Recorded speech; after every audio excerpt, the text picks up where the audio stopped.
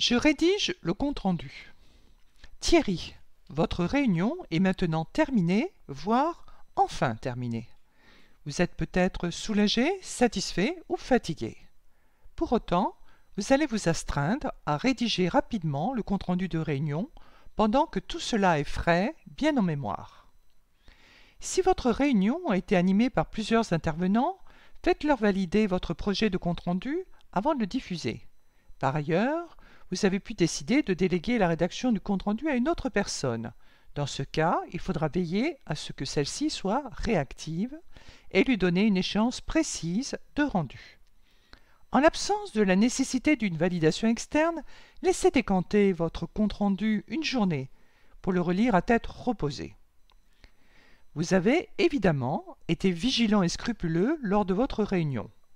Vous avez pris des notes détaillées ou chargé une personne de le faire à votre place. Un petit conseil, il est toujours utile d'être à plusieurs à prendre des notes. Ainsi, le compte-rendu de réunion sera plus exhaustif et surtout plus clair. Il est essentiel que le compte-rendu des réunions ne comporte aucun élément qui n'ait été évoqué en réunion. Vous avez pris soin de ne pas oublier de bien noter les remarques et questions, voire les réponses données s'il y en a eu. Cette manière de faire valorise les interventions ou remarques qui ont été faites et montre l'importance que vous y attachez. Thierry, évidemment, vous avez été déçu car peu de monde est intervenu au cours de la réunion. Pour formaliser cette situation, je vous conseille de le noter dans votre compte-rendu. Vous pouvez utiliser par exemple les formules suivantes. Aucune remarque sur ce sujet ou une seule observation sur le sujet.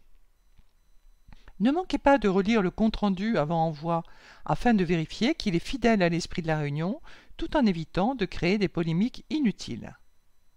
Le compte-rendu de réunion doit être adressé à tous les participants quand bien même ils auraient décliné l'invitation. Allez savoir s'ils ne regretteront pas leur absence à cette réunion et, soyons fous, impatients de participer à la prochaine réunion. Le compte-rendu pourra être joint par ailleurs au prochain ordre du jour ou à minima y être cité s'il a déjà été transmis.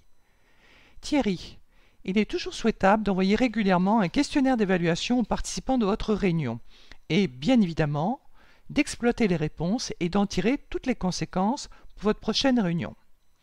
Le questionnaire doit à la fois explorer les conditions matérielles de la réunion, lieu, confort et horaire, l'intérêt de chaque sujet traité, l'ambiance de la réunion, accueil, conditions d'expression, ambiance constructive, tendue, et éventuellement solliciter des idées de thèmes pour une prochaine session.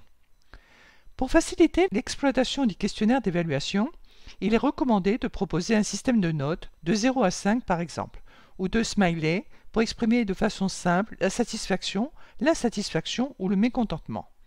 Eh bien, cher Thierry, c'est magnifique. Vous disposez maintenant des outils d'analyse et des conseils pour que votre prochaine réunion soit un succès.